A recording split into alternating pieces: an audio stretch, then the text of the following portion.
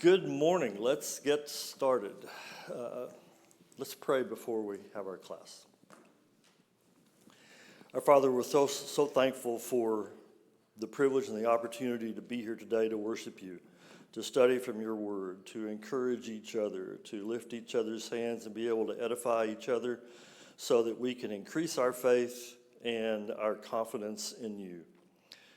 We're thankful for this church. We're thankful for the leadership. We're thankful for your church, Universal, and how the direction and the support that your faith can apply to mankind everywhere.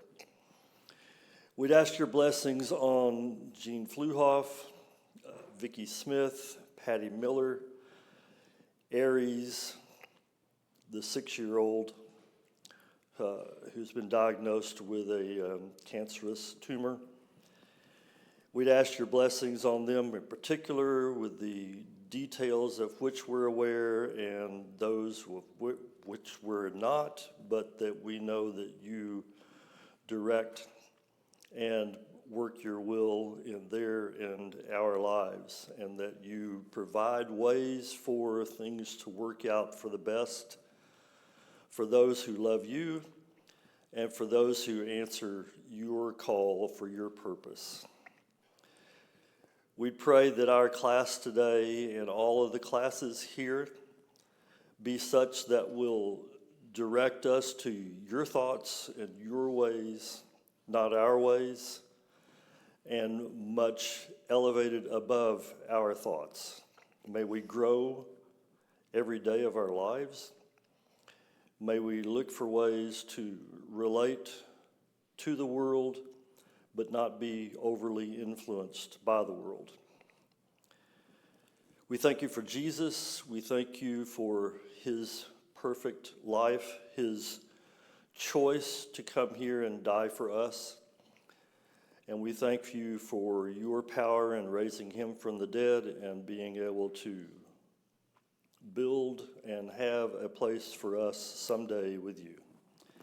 Be with us now as we study. In Jesus' name, amen.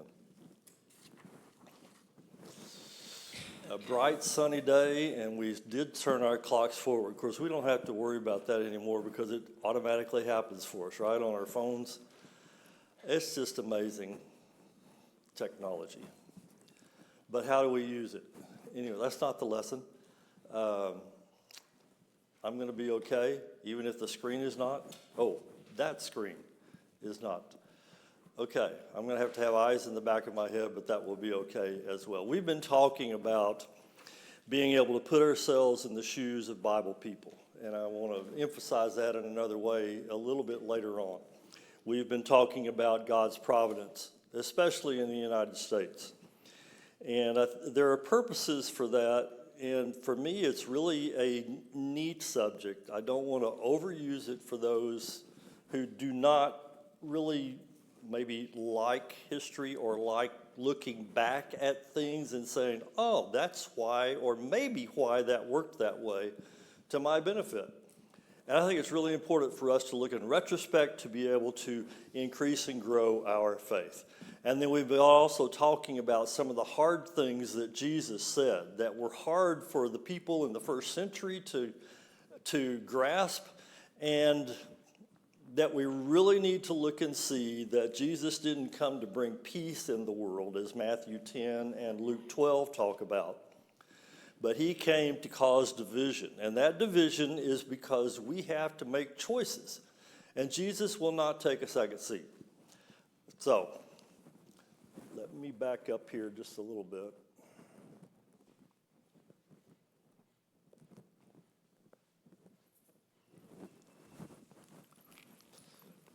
We'll do this way.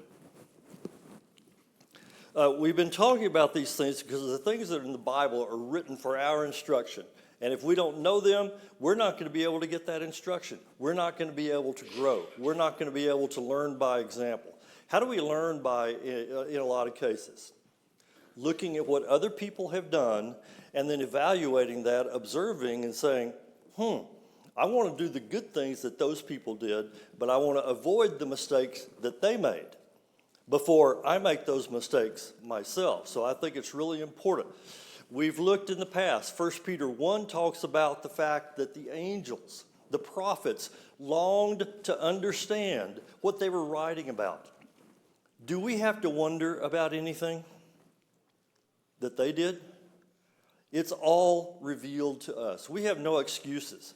Everything is there. And then in Ephesians 3, it talks about how it was revealed in that case, and how is the manifold wisdom of God revealed to us.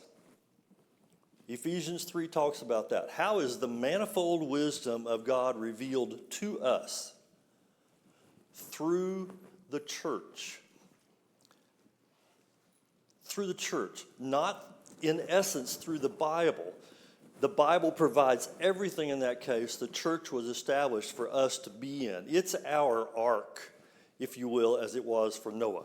So the manifold wisdom of God is revealed through the church. Now, I'd like for you to think a little later on, if we get there, whose Bible shoes would you like to experience?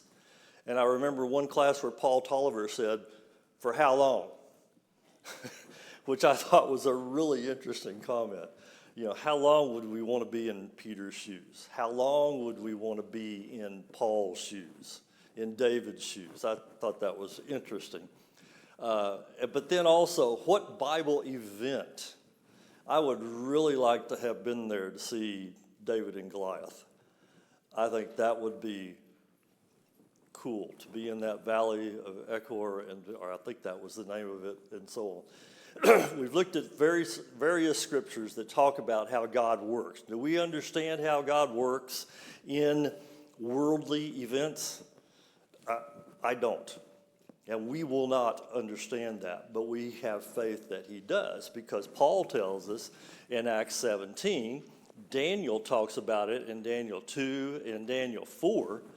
We should learn and know that Psalm 33, blessed, the whole 10 verses there, blessed is the nation that has its calling or has its foundation in the Lord. And righteousness exalts a nation. So we can know that. And how do we apply that? You look at that and say, you're the salt of the earth and you're the light of the earth. What do we learn? And how do we influence our country? How do we influence our community? How do we influence our family? And we have to have those foundations that apply for us. We've talked about examples, I believe, of God's providence, and other people have pointed to that, not just me. We haven't tried to offer proof in this class and say that event in U.S. history was only caused by God. But when we have a whole bunch of those in a series of events, this happened, then this happened, then this happened, then this happened, is that a pattern? Is that a preponderance of events that point us back?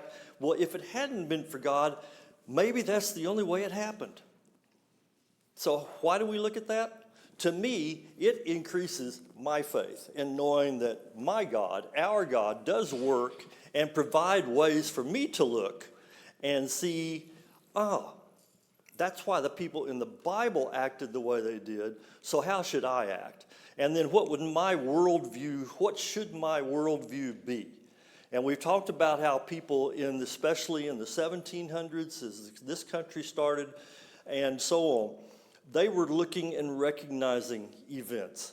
And they were not put down by, of course, the media was newspapers then, and so on. But they weren't put down and they suffer a lot of backlashes. Well, you can't do that because you can't say that, and you can't do this. It was generally accepted, and there were very few people who spoke against people who said, God worked, who said, that's providence, or who said, that is my faith, and I'm going to live it and provide examples for the world and our country to see that.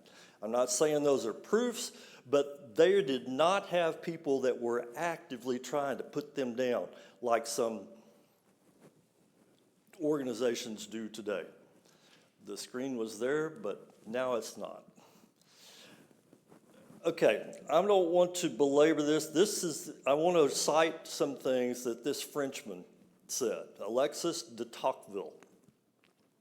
And these are things that he wrote in observing as a whole big, huge dissertation And I don't want to, like I said, I don't want to belabor this, but this is a European who's looking and observing and seeing things.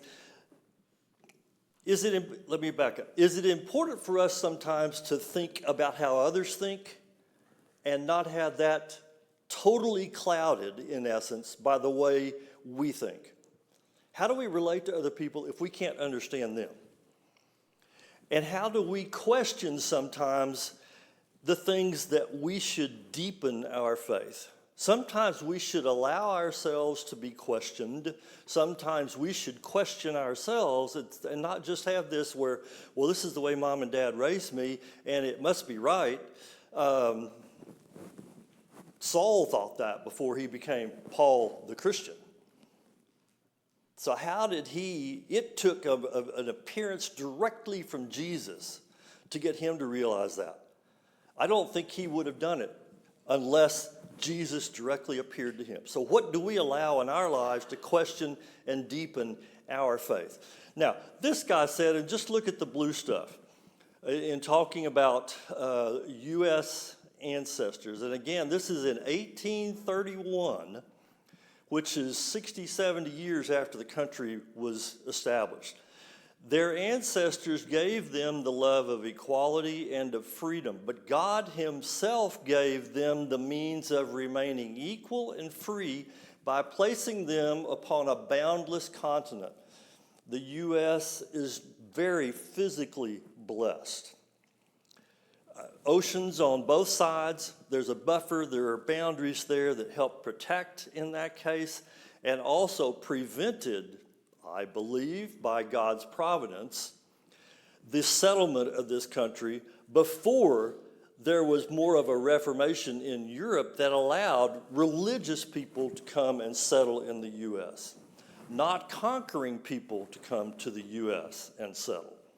I think there's a providence that's in that case. He also says later on, North America was discovered as if it had been kept in reserve by the deity and had just risen from beneath the waters of the deluge. Okay, a timing there in that case, I believe. And this Frenchman is observing that. Why wasn't the U.S. settled before it was? In 1607 to start with, and 1620 later on with the Pilgrims. There was more of a reformation. There was more of a restoration of a religious intent that came from Europe, as opposed to the Dark Ages stuff, and it was still working its way through all the 1500s. Rather than belaboring going on, there is no country in the whole world in which the Christian religion retains a greater influence over the souls of men than in America. This is a Frenchman saying this at 1831. There's no country in the world that's more influenced by God than the United States of America. Is it still that way?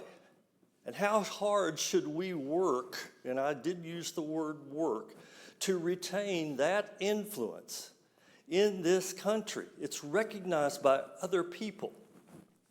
In the United States, religion exercises but little influence upon the laws and upon the details of public opinion.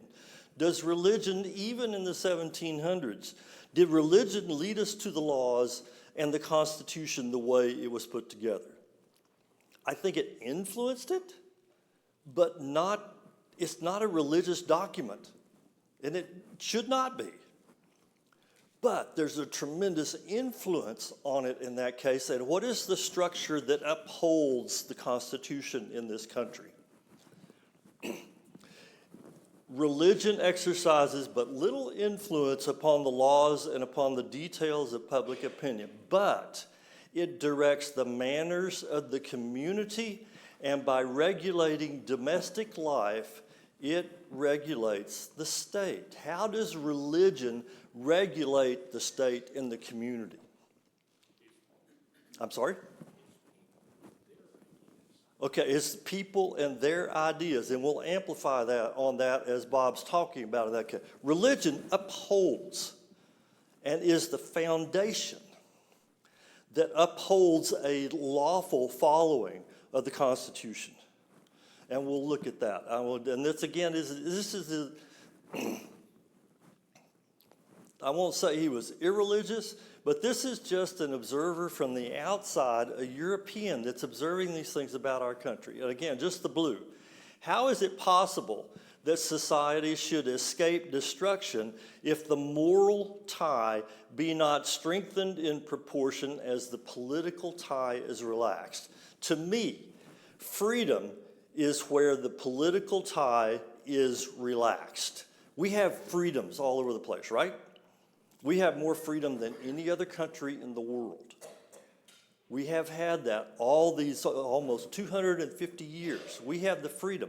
What upholds that freedom? If you're free to do anything, what upholds the freedom and keeps there from being chaos?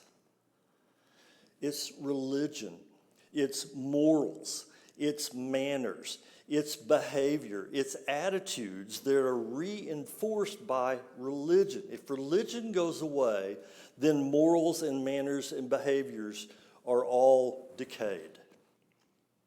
Is that true? I firmly believe that. This guy is saying it from a very objective standpoint. He's not some American that was, brought here and he's waving the flag and everything else. So if somebody like that can recognize that, why can't I recognize that and grow my faith and try to be able to preserve, first of all, appreciate what we have in this country, and then secondly, protect it and not let it further erode. I think it has eroded, especially in my last few years, however number of years that you want to make that. How do I keep that from eroding further? And that's why I want to talk about God's providence and see how he worked, see how other people recognized it and accept it, and then preserve it. And I think that's what this guy is kind of objectively saying. It's a busy slide still and everything else, and I'm not talking about political parties here. Liberty cannot survive without moral self-restraint, and religion supplies that restraint. Is there anything else that can provide morals?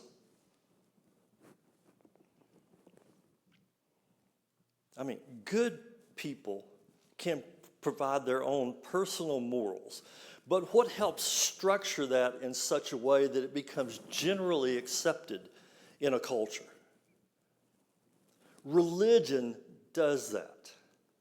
I don't think it comes from anywhere else, and other people say that. The framework from a working providence, there's a moral direction, and you can't legally enact morals, can you? I was always told growing up, you can't legislate morality. I grew up in Abilene, Texas, which was a, quote, dry city for a long time. You had to go outside of almost the county to be able to buy alcohol, to buy liquor. And I was always told, you can't legislate morality. I remember in a speech class, we were debating whether Abilene should be wet. That was the culture at the time. But you can't legislate morality. What has happened, and that's true, I believe. What has happened? Since that time, we are now legislating immorality. Aren't we? This country has gotten that far in that case. How do we help maintain as much moral and religious base as we can in the communities that we live in and in the country we live in? Religion supplies the moral direction. Providence is acknowledged. It was acknowledged more in the first of this country than it is now. How do we preserve that? Religion shapes conscience. You can't policy make conscience, and you can't coerce conscience. It has to be personal. So what do you base that on? If democratic societies weaken, traditional hierarchies and inherited authority strengthen. What's that saying? That's just getting back to human structures, or that's getting back to where people became rulers because of the family they were born in. Or it gets back to just hierarchies where the rich are there or the ones who are privileged take over. Religion helps make things more equal and upholds the freedom where it's not just the rich, it's not just money that rules, it's not just families that rule. The moral bond that restrains individuals must be strengthened elsewhere. It's not going to come from human. Why did God destroy the earth? We looked at Noah, right? Every thought of man was evil. How often? Continually. God even said that after the flood. It's sort of human nature. So that moral bond has to be strengthened somewhere else.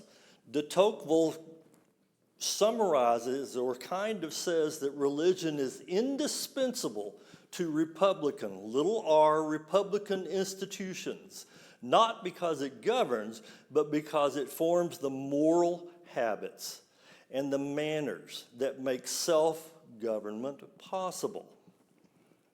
Religion provides morals. It provides mores. It provides principles and standards. And other people observe that. How do we preserve it? I'll try to fly through this. Religion establishes that laws and physical circumstances alone cannot sustain liberty. Man is not going to sustain liberty. It's going to be the principles that he is working with that determine his conscience, that determine his morals, that determine his behavior. Religion does that. There are higher mores, there are higher morals that come from religion. They're the decisive factors. Do principles and standards generally slip over time? If it's left up to us, yes. So what is it based on? How do we strengthen it? How do we keep it at a high level? Religion has power over private life rather than public administration. Can any government, this is a thought in my mind, can any government tell me not to come to this building on Sunday morning? They can try, but I'm coming. Public administration will not keep morals. Religion will. And I'll go on further, instead of just continually saying religion. What is that religion based on? Those are the principles and the standards we have to go by. So religion supplies the restraint by shaping conscience and habit. I've said that 3 or 4 times. Therefore, religion is more necessary in democratic republics than in aristocracies. Why do we see more religion in the United States than we do in almost any other country? Just think about that a little bit, because those are based on aristocracies. Those are based on hierarchies. They're based on man's laws and man's rules and everything else. There's not a whole lot of religion in most other places of the world, in my opinion. There's other religion, but there's more, I'll say it, Christianity in this country. And that's because it's based on Jesus, and it's not based on other men who you can go back to their tomb and find where they're buried. So this is how I think we really need to look at that. So how important is religion, and how important is religion to you? These are rhetorical questions here. Then, how important should the right religion be? Can we be wrong? Can man be wrong? Saul, before he became Paul the Apostle, was dead wrong. He was really sincere. He was educated. He had good morals, I'll bet. But what were they based on? So in 2 Corinthians 5:9, it says, so whether we're at home or away, we make it our goal. We make it our aim to please who? Him. I talked about Romans 8:28 in the prayer. How often or how well will God work things for good in my life if I don't love him and if I'm not answering his call and his purpose?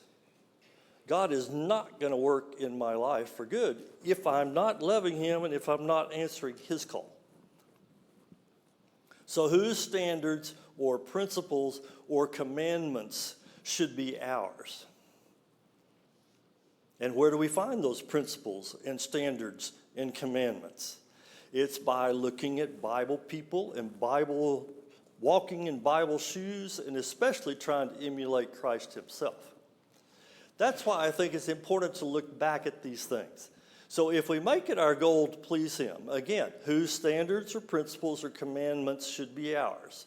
So that's why I've tried to, in the class that we've had, try to be in Bible people's shoes, try to be appreciative of God's providence, and recognize work in our lives and in our ancestors, our country's ancestors, and then becoming Jesus' principles. Not just following them, but becoming those principles, becoming salt, becoming light. So that's why we've tried to look at these things.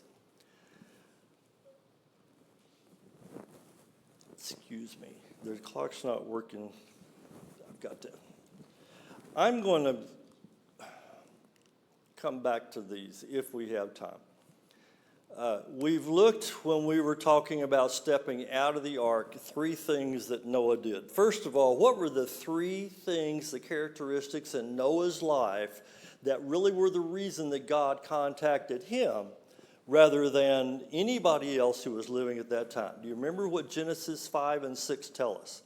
What were the 3 characteristics, the behaviors of Noah that was why God asked him to build the ark, told him to build the ark? Do you remember? Righteous. Noah was righteous. Noah was what? Blameless. And Noah what? Walked with God. Righteous, blameless, walked with God. Can we use those characteristics and those descriptions to describe our life? And would God call us today, if he was, and he's not going to restore it by flood, but if he was going to have another ark situation, and I don't believe he is, it's going to be judgment when it's time. If there were, would he contact me? Are we righteous? Are we blameless? Are we walking with God? And the 3 things that then Noah demonstrates in his life. When he got out of the ark, what's the first thing he did? Built an altar, worshiped God, thanked him for his structure, for his responsibility, for his instructions, for his providence in getting him through. That's the first thing he did. And then he recognized the covenant relationship because God made it crystal clear in his mind. And how did he do that?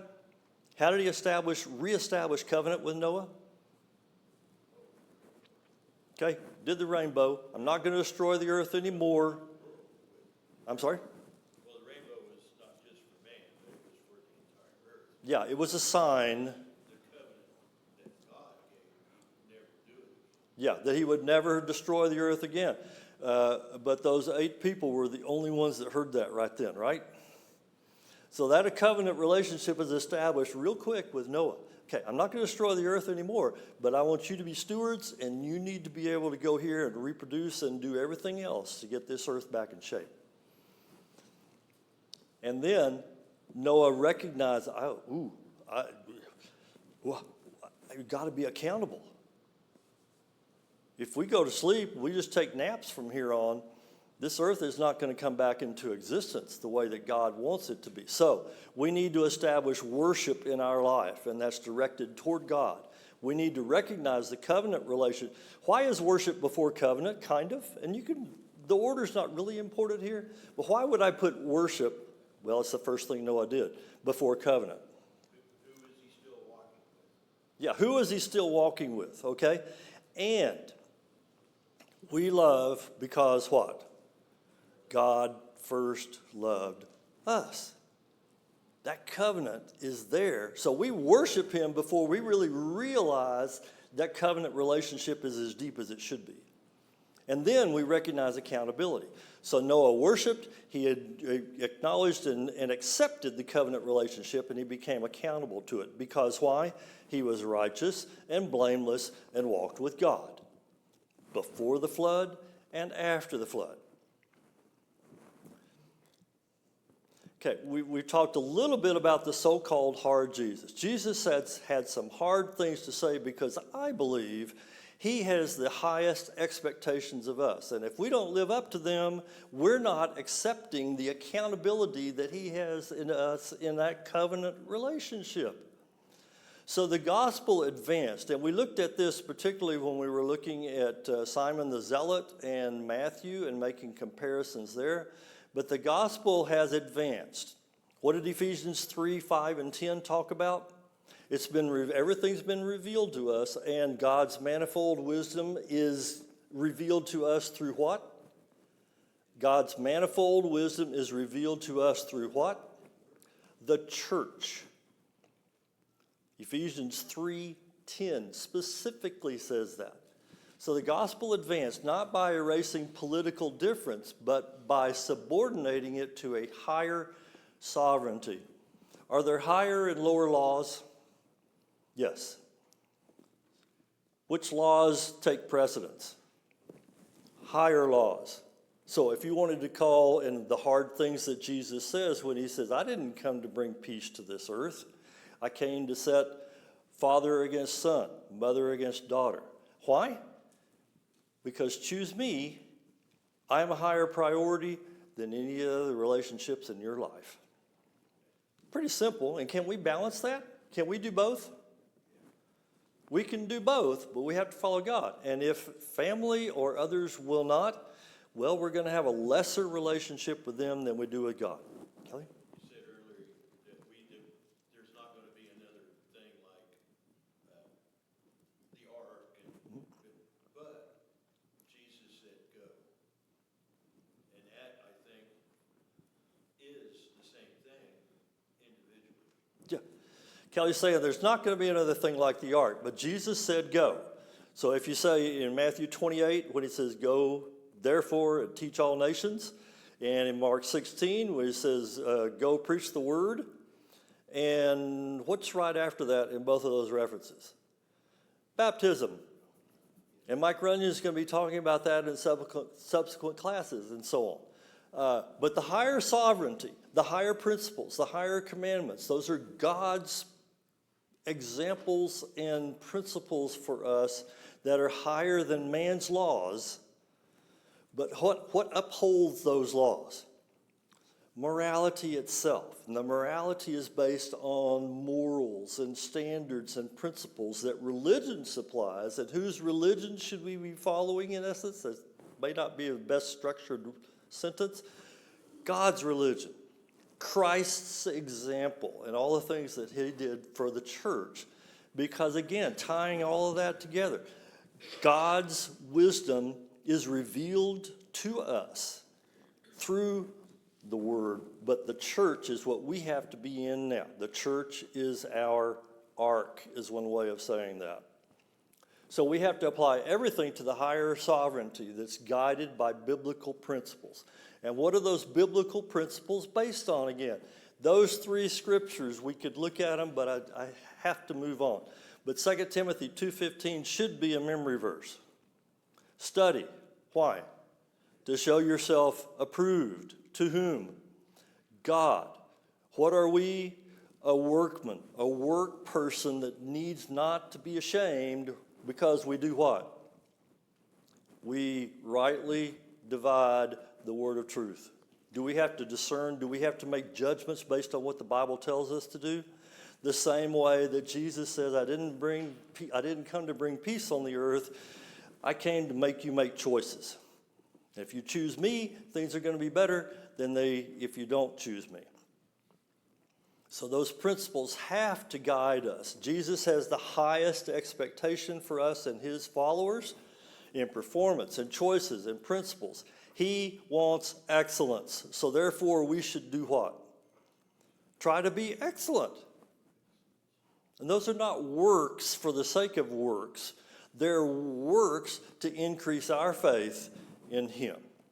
Whose faith saves us? Is it ours? No. Christ's faith saves us. What is the faith today? The faith today is the church. So if Christ's faith saves us, What must we be in to be saved?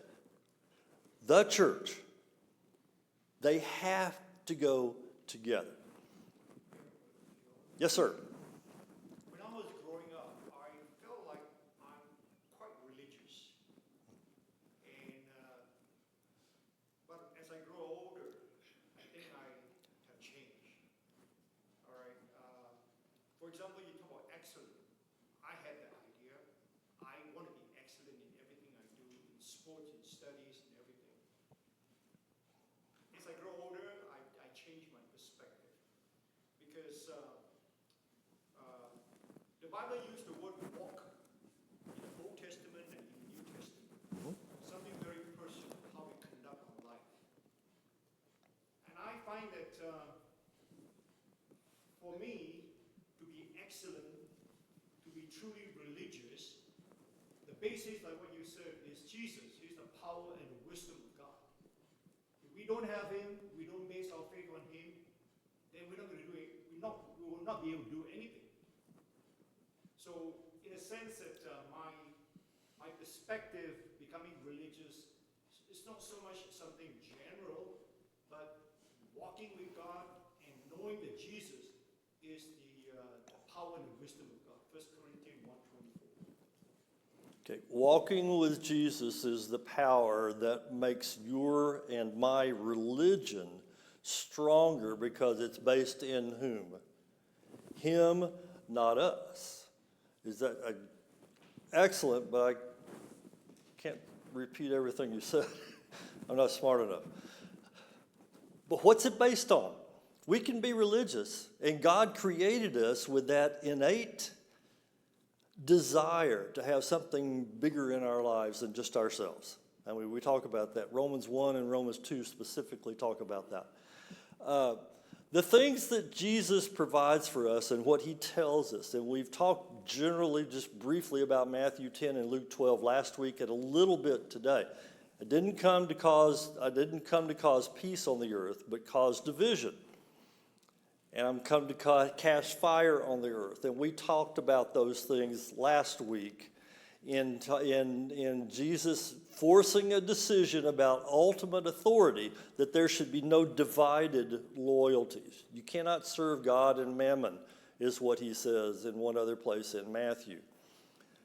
The cost of discipleship has to be directed toward him, and Jesus cannot be diluted or watered down. You have to choose him. You have to be all in, or you're not in at all.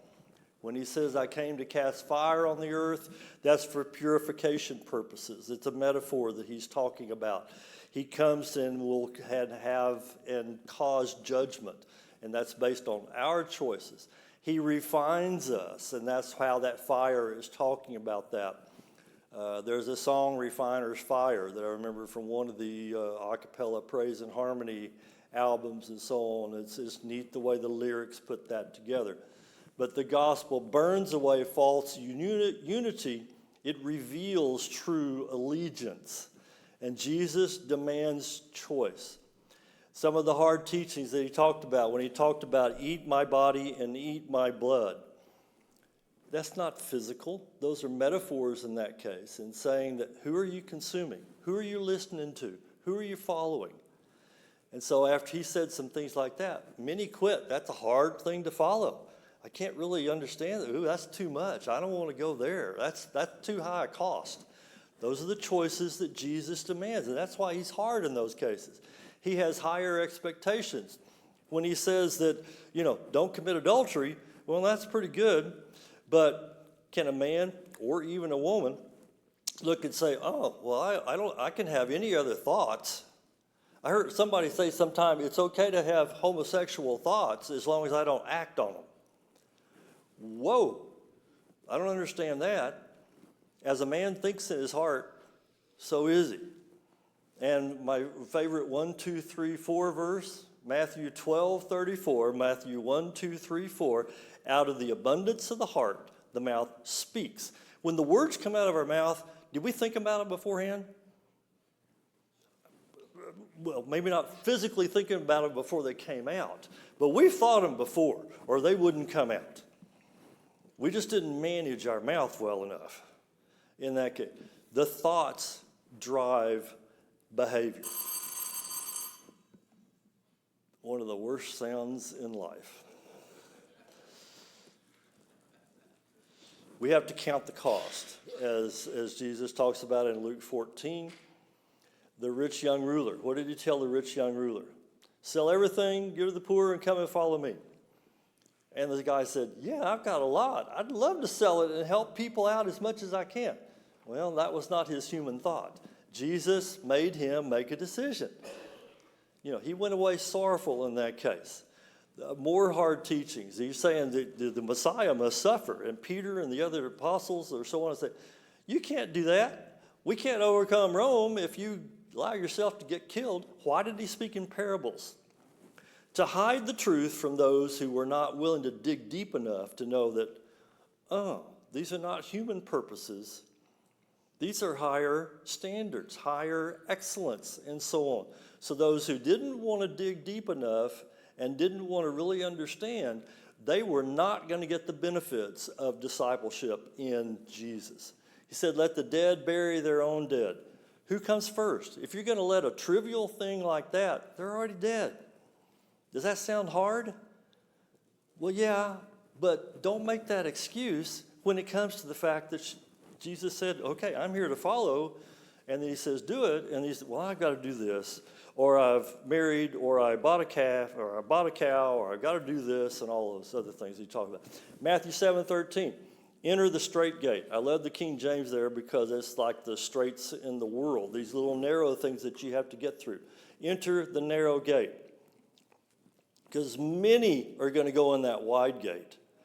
But few there be that go in thereat is one of the ways that the translations do in talking about few are going to enter the narrow gate. And that's a hard thing to say.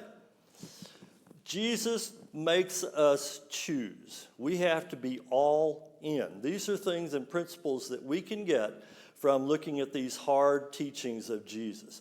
Principles and truth cannot be watered down. We should not look for ways or excuses to say, well, I don't have to do that much.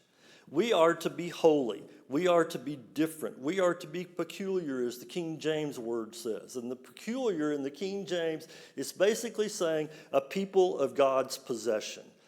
Peculiar means possession. So we are different because we belong to a higher purpose, not the things that we can see on this earth. And that's what most people in the world are only talking about, the things that they can see.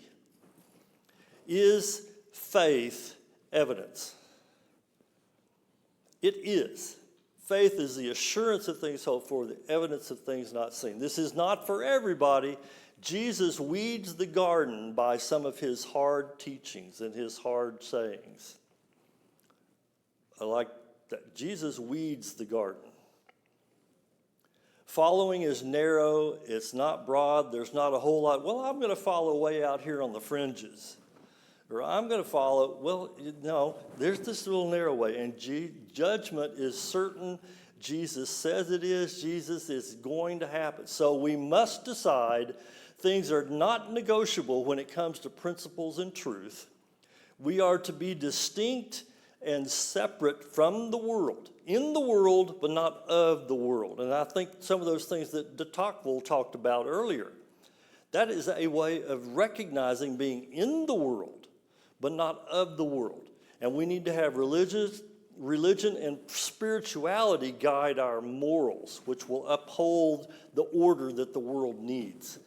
There's a narrowness in following. We can't just, well, this is the way I'm going to do it. And when Paul says, work out your own salvation with fear and trembling, that's not saying, well, I'm going to do what I want to do.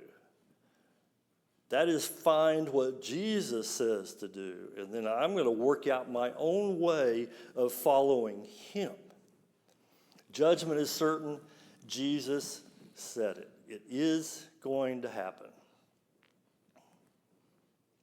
Schedule. Next week will be Commission Sunday, so all the classes will be in here. For the next 8 or 9 weeks, Mike Runyon will have a class on baptism, a New Testament study. That's a book He's an elder in the church, but Curtis Byers. We'll have one class in May on a little more of this. Mike will have 3 more classes, and they'll commission Sunday on June the 7th. And then I'll have 3 more classes at the end of June. There will be a test on this schedule before you leave today. So anyway, just keep coming on Sunday. Thank you.